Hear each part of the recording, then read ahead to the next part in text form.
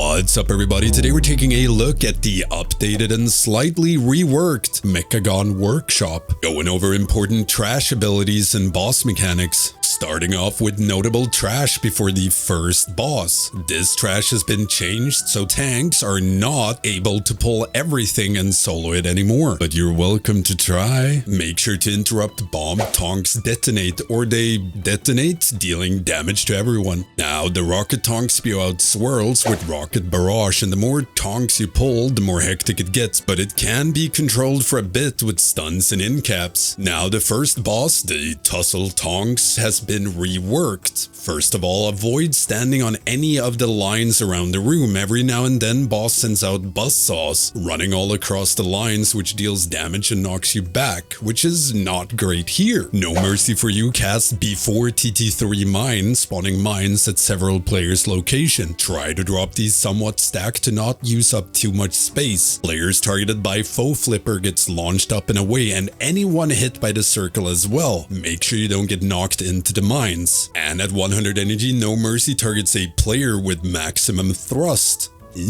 And charges towards them, indicated by the giant line.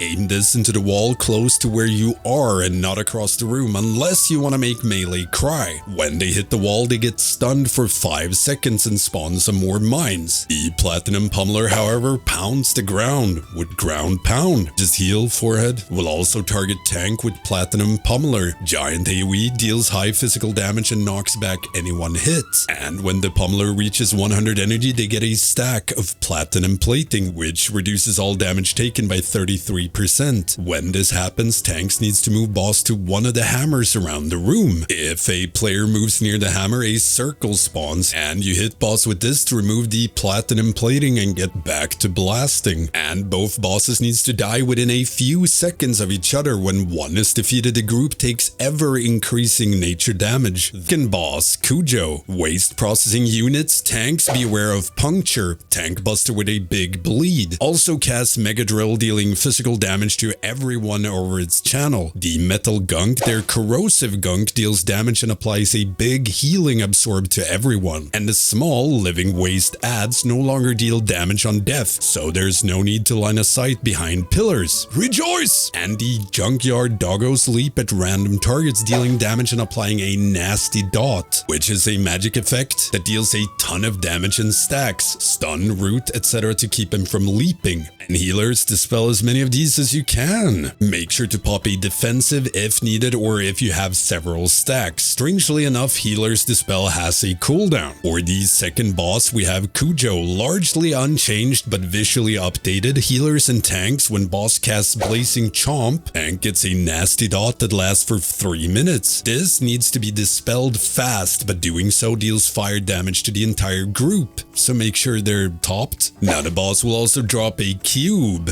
Observe the cube. When boss casts Venting Flame, you need to line of sight the boss using this cube. When the cube gets hit by Venting Flame, it heats up. Second time it will explode, dealing damage to anyone near it, so you can only use a cube to line of sight once. So tanks, you want to pull boss close to the most recently spawned cube, or one that isn't heated up right before this cast, giving everyone ample time to greed and DPS until the last second. Following a Venting Flame, you get a new cube, and Cujo casts Explosive Leap. 3 players get a circle around them. Do not place these circles over a cube or it will get heated and you defeated. And you can't use it for Venting Flames anymore. Following boss, you need to make your way over the Conveyor Belt. If you run along the edges, there's no movement penalty, but greatly increases the chance of running off, which induces anger and possibly keyboard smashing. Damn it! And along the Conveyor Belt, there's flame jets, and at the end, there's a red shiny button that turns off the flame, so whoever gets over first, press it. You can also Warlock Gate over a big chunk of this. Damn it! Notable trash before third boss. The Mechagon Tinkerer spawn squirrels that detonates after a long cast. Don't stand in a blue circle. These can no longer be mind controlled, so Squirrel Strat is dead, which is good because it was nuts. Make sure to interrupt their Giga Wallops, deals damage to a player and arcs to nearby players. The defense bot MK1 casts Arcing Sap on a random player, 20-second magic dot dispel when possible, and the defense defense bot MK3 also casts Arcing Sap, but they also short out, which is a group-wide AoE. Possibly consider popping a defensive if you also have the Arcing Zap dot, and add 30% to gain an absorb, which is dispellable. Blastatron X80, this can no longer be moved, and you can no longer cheese and outrange their capacitor discharge. When Blastatron casts this, room goes dark, and it covers 3/4 of the room. With its discharge, look for the bright beams. They indicate where the safe zone is and stand between them. Will otherwise target random players with Sonic Pulse. Don't get hit. Deals near lethal damage and silences you for 8 seconds, which in World of Warcraft feels like an eternity. I mean, I literally don't think I've been quiet for 8 seconds ever. Next out, there's a mini gauntlet that everyone loves and no one gets frustrated at. If you touch one of the Detec-0-Bot circles, you get sent back to the start of the gauntlet and stunned for 5 seconds to add insult to injury.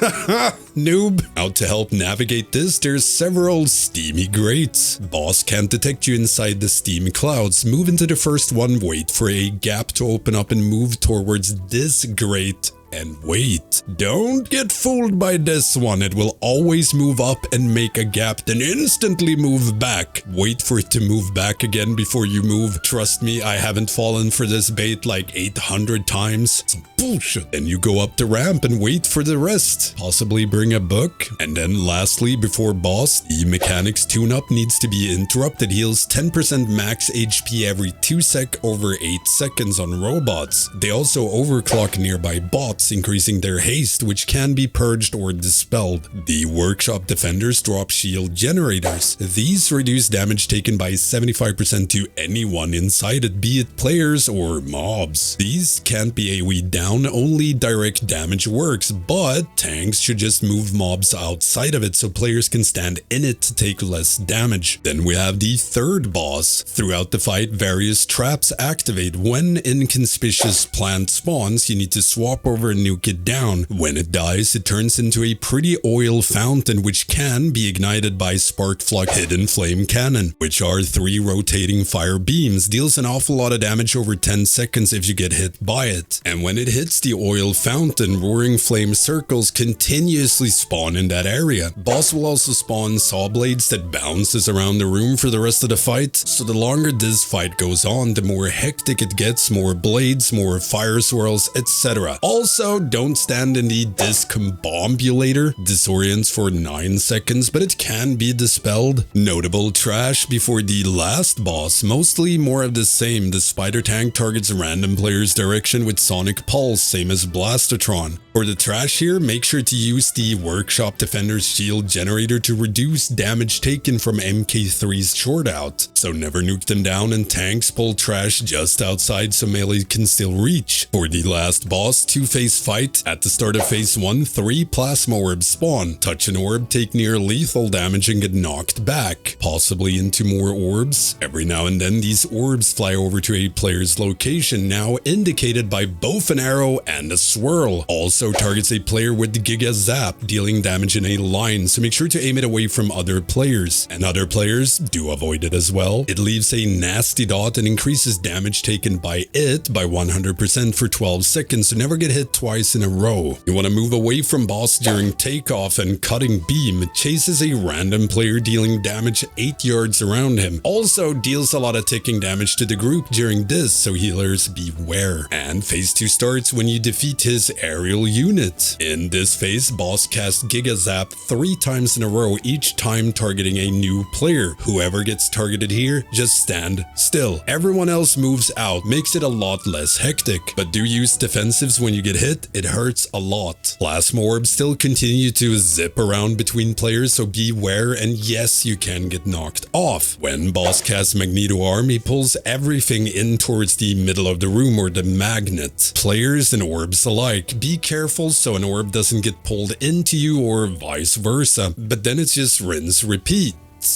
Well, except when this robot dies, the actual king spawns, and he is one tough-ass SOB. Let me know in the comments if you have any questions or tips and tricks for the dungeon. Want to help support my channel? Check out my Patreon, Twitch, or YouTube membership. You can gain access to the Stankie Discord, shoutouts, and videos. Don't forget the usual stuff, like, comment, subscribe, ring that notification bell. It really helps me out. Thank you all for watching. We'll see you in the next dungeon guide.